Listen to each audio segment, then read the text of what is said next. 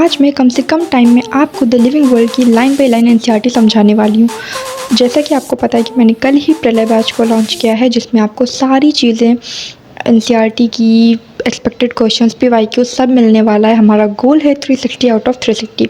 तो make sure कि आप स्कॉलर दीदी को ज़रूर से सब्सक्राइब कर लें और वीडियो को लाइक करना। तो चलिए जल्दी से स्टार्ट करते हैं। तो हम पढ़ रहे हैं, मेन अपना टॉपिक से स्टार्ट कर रहे हैं। लिविंग वर्ल्ड में डाइवर्सिटी की बात कर रहे हैं, ठीक है। If you look around you will see a large variety of living organism. अगर हम अपने आसपास देखें तो हमें लिविंग ऑर्गेनिजम्स की बहुत सारी वैरायटी देखने को मिलती हैं। B it potted plants, insect, birds, your pets और अदर एनिमल्स एंड प्लांट्स, यानी कि ये सारी चीज़ें हमें देखने को मिलती हैं। There are also several organisms that you can not see with your naked eye but they are all around you. यानी कि इस दुनिया में ऐसे भी ऑर्गेनिजम्स हैं जिनको हम अपनी आँखों से नहीं देख सकते, पर फिर भी वो हमारे आसपास ही होते हैं। If you were to increase the area that you make observations in, the range and variety of organism that you see would increase. तो अगर हम अपने रेंज को बढ़ा लें, अपने देखने की एरिया को बढ़ा लें, तो हमें और भी ज़्यादा ऑर्गेनिजम्स देखने को मिल सकते हैं। Obviously if you were to visit a dense forest you would probably see a much greater number and kinds of living organisms in it. तो इसमें बता रहे हैं कि अगर हम डेंस फॉरेस्ट देखने जाएँ तो ऑब्वियस सी बात है कि हमें ज़्यादा तरीके के ऑर्गेनिजम्स वहाँ पर देखने को मिलेंगे। Each different kind of plant, animal और organism that you see represents a species. यानी कि हर एक प्लांट, यानी हर एक प्लांट का टाइप, हर एक एनिमल का टाइप और हर एक ऑर्गेनिज्म का जो भी टाइप है वो अकेला किसको रिप्रेजेंट करता है, वो स्पीशीज़ को रिप्रेजेंट कर रहा है। The number of species that are known and described between 1.7 to 1.8 million. तो यहाँ पे आपको ध्यान रखना है, जितनी भी नंबर ऑफ स्पीशीज़ जो है हमारे आज तक डिस्क्राइब्ड हुए हैं वो कितना है, 1.7 to 1.8 मिलियन, ना कि बिलियन। यहाँ पर आपसे एमसीक्यू जब पूछते हैं नीट में तो वो यहाँ पर बिलियन कर देते हैं, तो ये आपको ध्यान रखना है कि मिलियन है। दिस रिफर्स टू बायोडाइवर्सिटी, यानी कि ये जो डिफरेंट काइंड्स ऑफ स्पीशीज़ यहाँ पर प्रेजेंट है उसको हम क्या बोल रहे हैं, बायोडाइवर्सिटी बोल रहे हैं। और the number and types of organism present on earth, यानी कि वही बायोडाइवर्सिटी की डेफिनेशन कि जितने भी टाइप्स ऑफ ऑर्गेनिज्म अर्थ पर प्रेजेंट है उनको हम क्या बोलते हैं, biodiversity. We should remember here that आज we explore new areas and even old ones, new organisms are continuously being identified. यानी कि हम जैसे जैसे नए एरियाज एक्सप्लोर करते हैं या पुराने एरियाज भी एक्सप्लोर करते हैं तो नए ऑर्गेनिज्म जो है हमेशा ऐड होते रहते हैं, यानी कि आइडेंटिफाई होते रहते हैं, हमें मिलते रहते हैं। As stated earlier, there are millions of plants and animals in the world। यानी कि जैसा पहले बताया कि millions of plants और animals इस दुनिया में हैं। We know the plants and animals in our own area by their local names। और हम अपने plants और animals को उनके local names से ही जानते हैं। These local names would vary from place to place। और ये जगह जगह पे इनके जो local name है वो बदल भी सकते हैं और कंट्री के विद इन भी बदल सकते हैं। Hence there is a need to standardize the name of living organism such that a particular organism is known by the same name all over the world। यानी कि इसलिए हमें एक नाम की ज़रूरत है कि जो पूरी दुनिया में उस एक नाम से ही वो ऑर्गेनिज्म जाना पाए। इससे क्या होगा, ताकि कोई दूसरे कंट्री के लोग और हम लोग, तो हम दोनों को आपस में बातचीत करने में डिफ़िकल्टी ना हो, इसलिए such that a particular organism is known by the same name all over the world। This process is called nomenclature। यानी कि nomenclature का मतलब होता है नामकरण। तो किसी भी ऑर्गेनिज्म का जो नामकरण होता है उसको हम बोलते हैं nomenclature। Obviously nomenclature or naming is only possible when the organism is described correctly and we know to what organism the name is attached to। This is identification। Nomenclature हुआ। उसके बाद क्या होता है कि नॉमेनक्लेचर या जो हम नामकरण उसका करते हैं वो तभी पॉसिबल है जब हमें पता हो कि ऑर्गेनिज्म करेक्टली डिस्क्राइब्ड है या नहीं, और हमें पता है होना चाहिए कि वो जो ऑर्गेनिज्म है किस ऑर्गेनिज्म से मिलता जुलता है या किस ऑर्गेनिज्म की कैटेगरी में आता है, तो उसको हम बोलते हैं आइडेंटिफिकेशन। यानी कि हमें आइडेंटिफाई करना है कि वो किससे रिलेटेड है। In order to facilitate the study, number of scientists have established procedures to assign a scientific name to each known organism। तो इस स्टडी को आगे बढ़ाते हुए बहुत सारे साइंटिस्टों ने ऐसे बहुत सारे प्रोसीजर जो है इस्टेब्लिश किए हैं ताकि हर एक ऑर्गेनिज्म को हम साइंटिफिक नेम असाइन कर सकें। This is acceptable to biologist all over the world. और ये सारे बायोलॉजिस्ट के लिए एक्सेप्टेबल है। For plants scientific names are based on agreed principles and criteria which are provided in international code for botanical nomenclature. यानी कि plants के लिए हम नामकरण कैसे करते हैं, प्लांट्स के लिए जो साइंटिफिक नेम्स हम रखते हैं वो किस पे बेस्ड होते हैं, प्रिंसिपल्स और क्राइटेरिया पे बेस्ड होते हैं, जो कि हमें ICBN में देखने को मिलते हैं, international code for botanical nomenclature. ICBN important full form है, ये आपसे नेट में पूछ लेते हैं। You may ask how are animals named, यानी कि अब प्लांट्स का तुम्हें पता चल गया, पर एनिमल्स कैसे नेम्ड होते हैं, ये कैसे होता है। Animals taxonomists have evolved international code for zoological nomenclature, यानी कि अगेन ये वाला फुल फॉर्म भी आपसे पूछ सकते हैं, international code for zoological nomenclature. The scientific names ensure that each organism has only one name. तो साइंटिफिक नेम क्या इंश्योर करता है कि हर एक ऑर्गेनिज्म के पास सिर्फ एक नाम हो।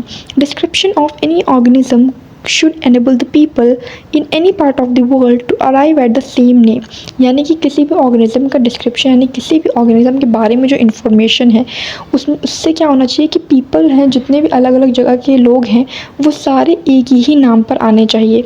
They also ensure that such a name has not been used for any other known organism, और ये भी इंश्योर करना होता है कि जो नाम अभी इस नए वाले ऑर्गेनिज्म को हम दे रहे हैं तो वो नाम किसी और ऑर्गेनिज्म में अभी तक यूज़ ना किया हो। मान लो कोई भी दो एनिमल है, उन दोनों का नाम अगर हम डॉग रखते हैं तो ऑब्वियस सी बात है ना, हमें कन्फ्यूजन होगी।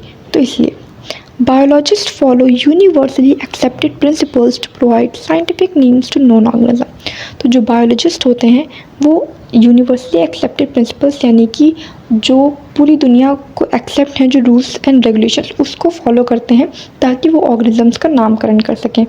Each name has two components, the generic name and the specific epithet. मान लो अगर तुम्हारा नाम है राम कपूर, तो ये जेनेरिक नेम हो गया और ये स्पेसिफिक एपिथेट हो गया।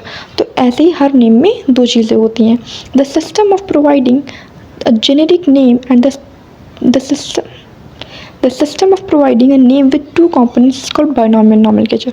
और इन दो कंपोनेंट्स से जब हम नामकरण करते हैं तो इस प्रोसेस को क्या बोलते हैं, बायनॉमियल नॉमेनक्लेचर। सिस्टम को बोलते हैं बायनॉमियल नॉमेनक्लेचर।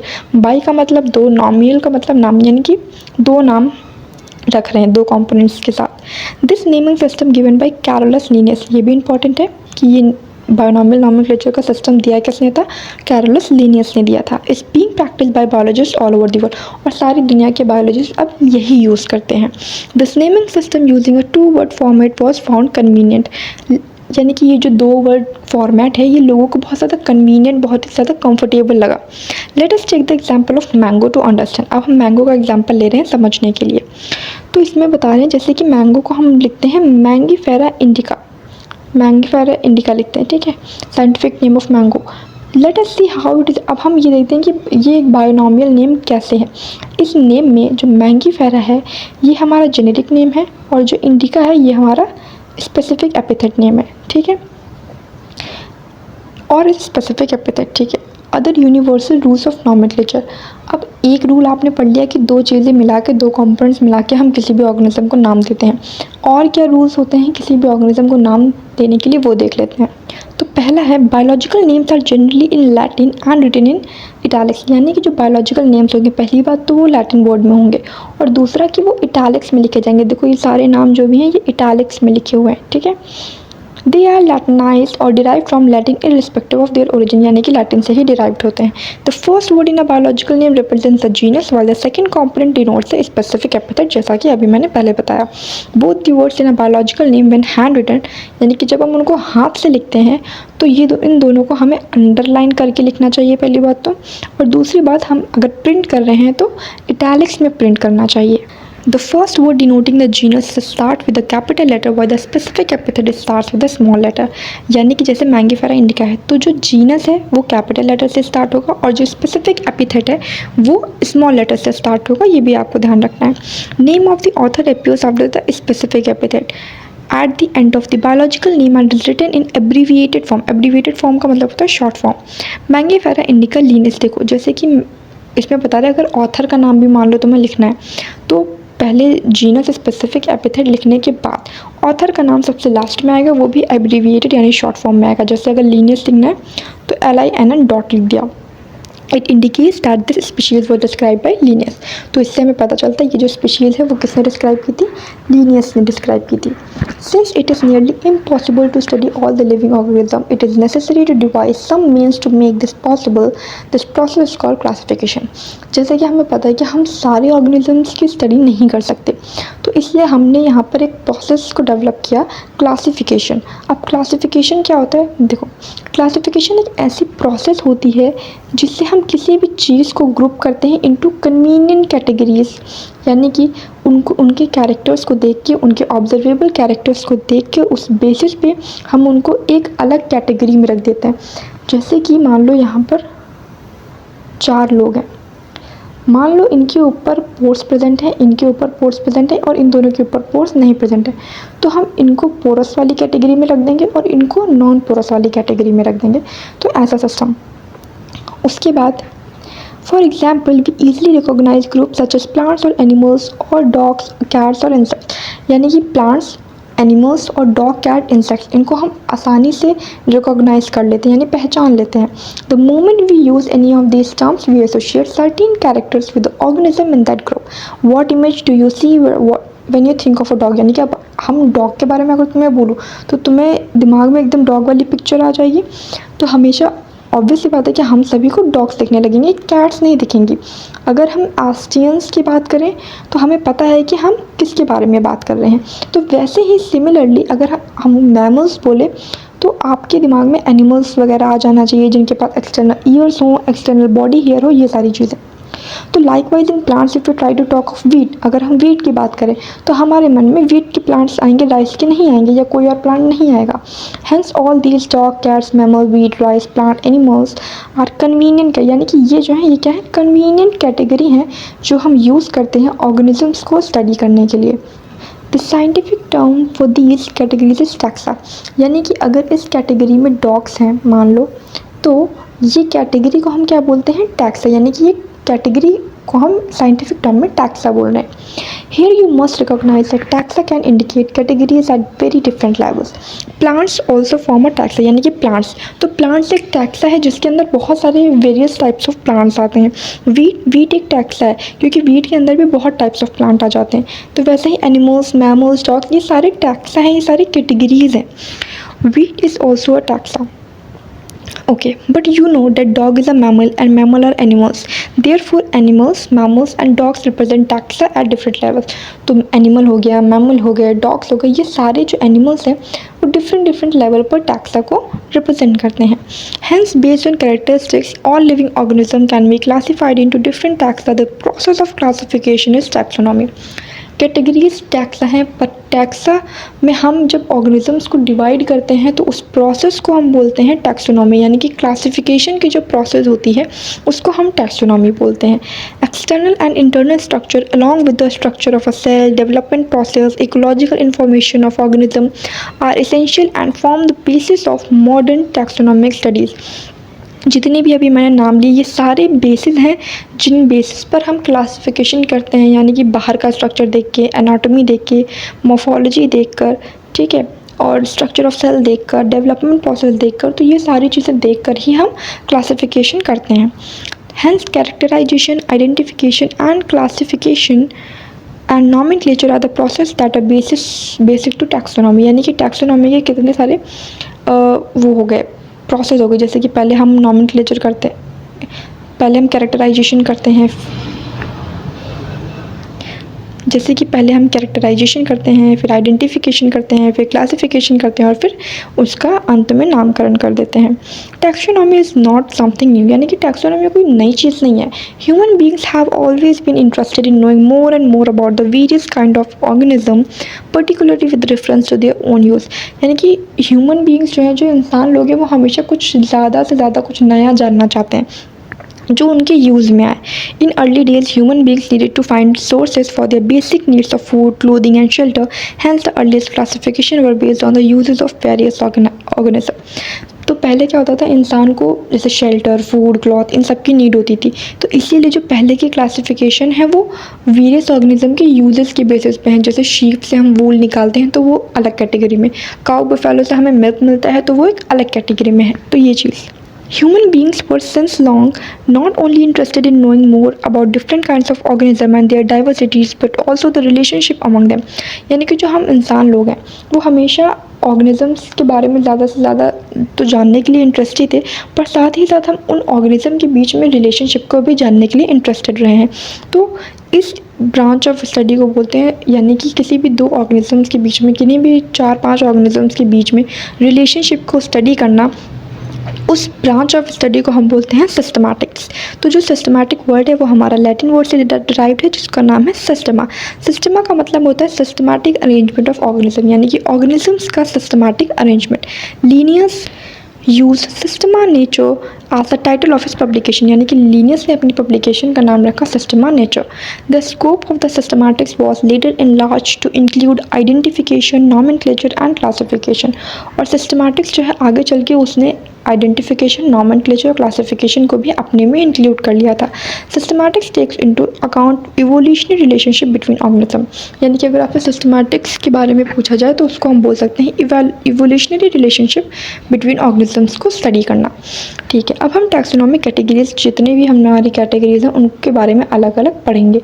क्लासिफिकेशन एक सिंगल स्टेप प्रोसेस नहीं है, पर वो बहुत सारे स्टेप्स के सीक्वेंस को इन्वॉल्व करता है, जिसमें हर एक स्टेप एक रैंक या एक कैटेगरी को रिप्रेजेंट करती है। अब जैसा कि हमने देखा, since the category is a part of overall taxonomic arrangement, it is called the taxonomic category.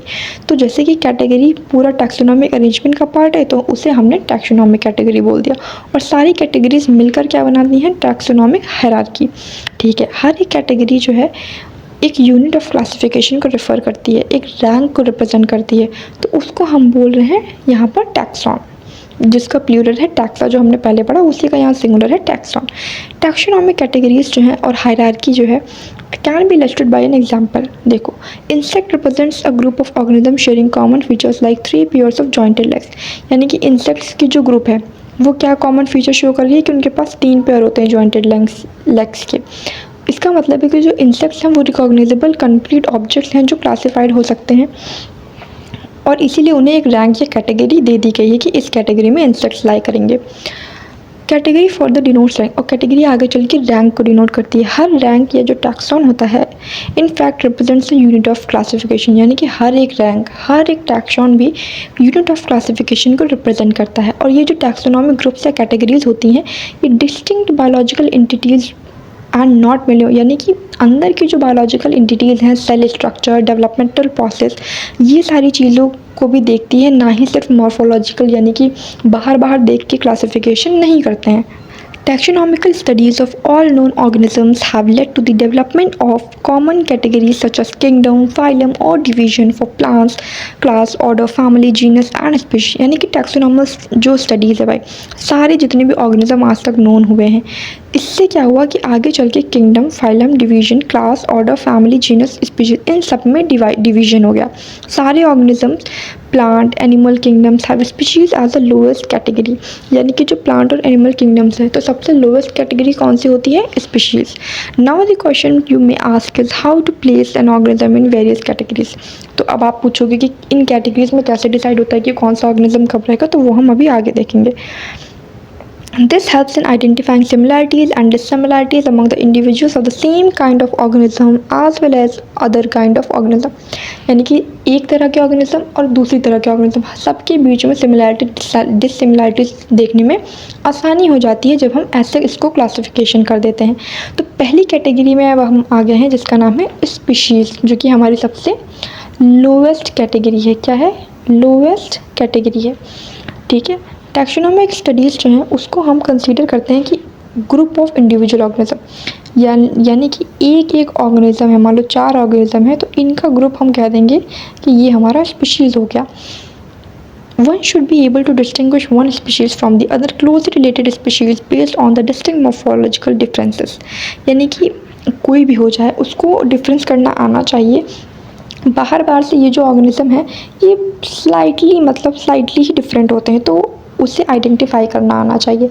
जैसे कि अगर हम मैंगीफेरा इंडिका ले लें, सोलानम ट्यूबरोसम ले लें जिसका जो पोटैटो है, पांथेरा लियो ले लें जिसका नाम लॉयन है, all the 3 names indica tuberosum leo, यानी कि जो स्पेसिफिक एपिथेट हैं इसके, represent the specific epithets, while the first word Mangifera, Solanum, Panthera ये सारे genera को represent कर रहे हैं, ठीक है, and represent another higher level of taxon और कैटेगरी, और साथ ही साथ ये दूसरे हायर लेवल ऑफ टैक्सॉन और कैटेगरी को भी रिप्रेजेंट करते हैं। अभी आपको ये सारी चीज़ समझ में नहीं आएगी क्योंकि हायर कैटेगरी अभी हमने पढ़ी ही नहीं है, हम आगे चल के पढ़ेंगे।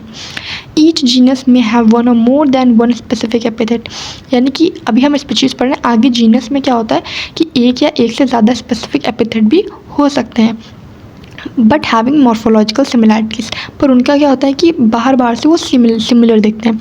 जैसे कि पैंथेरा के पास स्पेसिफिक एपिथेट टिग्रिस होता है, सोलेनम के पास निग्रम होता है और मेलनजेना होता है। ह्यूमन बींग्स जो है कौन सेपियंस स्पीशीज़ को बिलोंग करते हैं, जो आगे चल के जीनस होमो में ग्रुप्ड होती है। तो साइंटिफिक नेम जो है ह्यूमन बींग के लिए उसको हम लिखते हैं होमो सैपियंस। तो ये चीज़ इंपॉर्टेंट है, ये आपसे पूछ सकते हैं। जीनस की बात करें तो जीनस जो है कंप्राइज करता है group of related species which has more characters in common in comparison to species, यानी कि स्पीशीज़ में जितने भी ऑर्गेनिज्म है वो आपस में कम सिमिलैरिटीज़ दिखाते हैं as compare to genus. Genus में जो स्पीशीज़ होंगी उनके पास ज़्यादा कैरेक्टर्स कॉमन होंगे आपस में। We can say that genera are aggregates of closely related species, यानी कि जो क्लोजली आपस में लगभग सेम स्पीशीज़ होती हैं उनका ग्रुप होता है। फॉर एग्जाम्पल जैसे कि पोटैटो और ब्रिंजल, ये दो डिफरेंट स्पीशीज़ हैं पर दोनों जीनस सोलानम को ही बिलोंग करती हैं। Lion Panthera leo, leopard Panthera pardus and tiger Panthera tigris, ये सेवरल कॉमन फीचर्स एंड जैसे कि टाइगर, लेपर्ड, लॉयन लगभग सेम इनको हम बोलते हैं।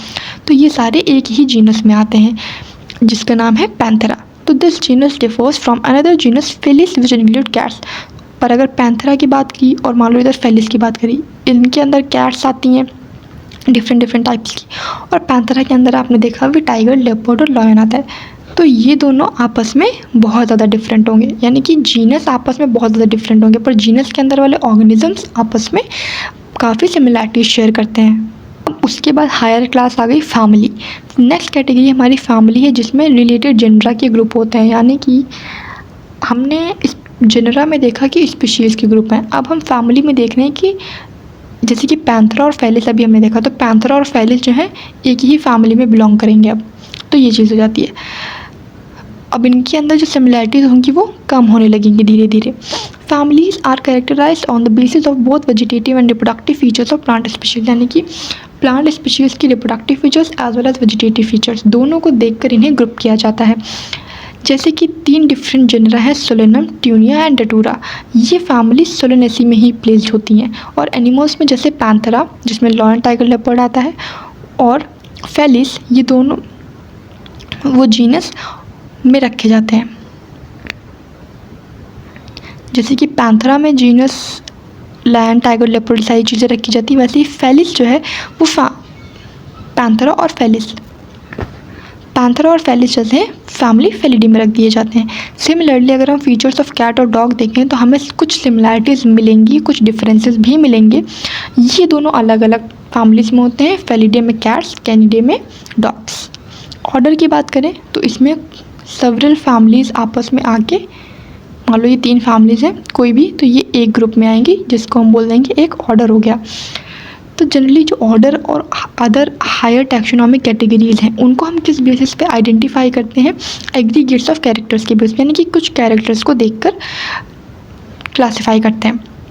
अब ऑर्डर क्योंकि एक हायर कैटेगरी में आ रहा है अब, तो इसमें क्या होता है सेवरल फैमिलीज़ जो हैं एक फ्यू सिमिलर कैरेक्टर्स शो करती हैं आपस में, उनको हम एक ऑर्डर में रख देते हैं। सिमिलर कैरेक्टर्स जो हैं और भी ज़्यादा कम हो जाते हैं, ऑब्वियस सी बात है। प्लांट फैमिलीज जैसे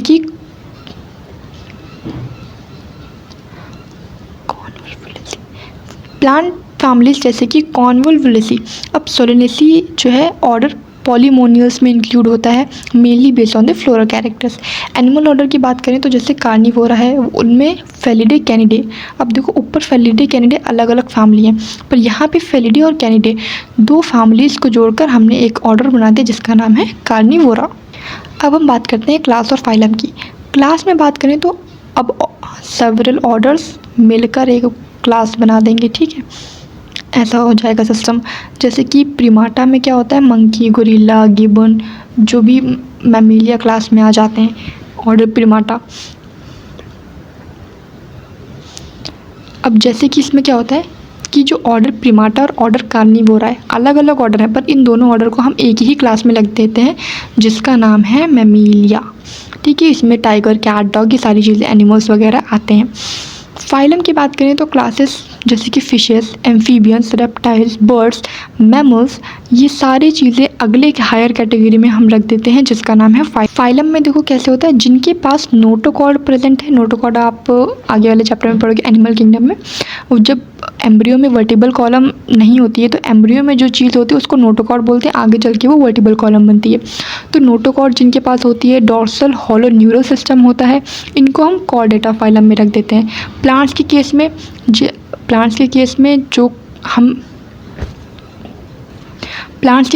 क्लासेस के पास फ्यू सिमिलर कैरेक्टर्स होते हैं उनको हम डिवीजन में रख देते हैं। यानी कि फाइलम को ही हम डिवीजन बोलते हैं, पर फाइलम को हम एनिमल केस में बोलते हैं, डिवीजन को हम प्लांट के केस में बोलते हैं, यही चीज़ है। अब देखो ये ऑर्डर आपको याद होना चाहिए, species, then genus, then family, then order, class, phylum या फिर division, and then kingdom. Kingdom की बात करें बहुत ईजी है कि सारे जितने भी एनिमल्स हैं वेरियस फाइला की, वो सारे एनिमल किंगडम में आ जाते हैं या किंगडम एनिमेलिया में आ जाते हैं। वैसे ही किंगडम प्लांटी में सारे के सारे प्लांट्स आ जाते हैं, तो 2 ही किंगडम हमारे होंगे। The taxonomic categories from species to kingdom have been shown in ascending order. जैसा कि इस डायग्राम में आपको दिख रहा है, छोटे से बड़ा है, तो ये चीज़ आपको ध्यान रखनी है। Taxonomic have also developed subcategories in this hierarchy to facilitate more sound and scientific placement of various taxa। यानी कि इनके अंदर भी काफ़ी चीज़ें, अगर आप हायर स्टडीज़ करोगे बॉटनी में तो इनके अंदर भी बहुत सारे क्लासेस इसमें बताए गए हैं। Can you recall the basis of arrangement? Say for example as we go higher from species to kingdom, यानी कि जैसे हम स्पीशीज से किंगडम की तरफ जाते हैं जो नंबर ऑफ कैरेक्टर्स हैं वो कम हो जाएंगे। ठीक है, तो जैसे जितनी ज़्यादा हायर कैटेगरी होगी उतनी ही ज़्यादा डिफ़िकल्टी होगी हमें उनके बीच में रिलेशनशिप को फाइंड करने में, क्योंकि आगे जैसे जैसे हम बड़े की तरफ जाते हैं हमारी जो सिमिलैरिटीज़ हैं वो कम होती जाती हैं। उसके बाद मोस्ट इम्पॉर्टेंट हमारी ये टेबल है। ये टेबल से आपको क्वेश्चन बहुत आराम से पूछ सकते हैं। मैन का बायोलॉजिकल नेम होमो सैपियंस, तो इसका जीनस क्या हो जाएगा होमो, स्पेसिफिक एपिथेट पूछ ले तो sapiens, family hominidae, order primata, class mammalia, and phylum chordata. House fly का पूछ ले अगर तो बायोलॉजिकल नेम में मस्का डोमेस्टिका, जीनस हो जाएगा मस्का, फैमिली मस्किडी, डिप्टेरा ऑर्डर हो जाएगा इंसेक्टा, क्लास, एंड आर्थ्रोपोडा हमारा फाइलम या डिवीजन। मैंगो की बात करें तो बायोलॉजिकल नेम हमारा मैंगीफेरा इंडिका हो जाएगा, जीनस मैंगीफेरा। फैमिली की बात करें तो एनाकार्डियेसी, एंड ऑर्डर में सैपिंडिल्स, क्लास में डाइकोटिलिडनी, एंड फाइलम या डिवीजन में, इसमें डिवीजन बोलेंगे क्योंकि प्लांट की बात की जा रही है, एंजियोस्पर्मी। वैसे ही वीट के लिए जो बायोलॉजिकल नेम है वो ट्रिटिकम एस्टिवम होगा, जीनस ट्रिटिकम हो जाएगा, फैमिली पोइसी हो जाएगी, ऑर्डर स्पोल्स, एंड क्लास मोनोकोटिलिडन में आता है तो मोनोकोटिलिडनी, डिवीजन हो जाएगा इसमें एंजियोस्पर्मी। ठीक है, तो ये था आपका लाइन बाय लाइन पहला बैच का लेक्चर 1 था वैसे ये। इसके बाद आपको लेक्चर चाहिए या फिर कोई प्रैक्टिस शीट चाहिए, PYQs वगैरह चाहिए तो वो कमेंट कर देना। मिलते हैं नेक्स्ट वीडियो में। Make sure you subscribe.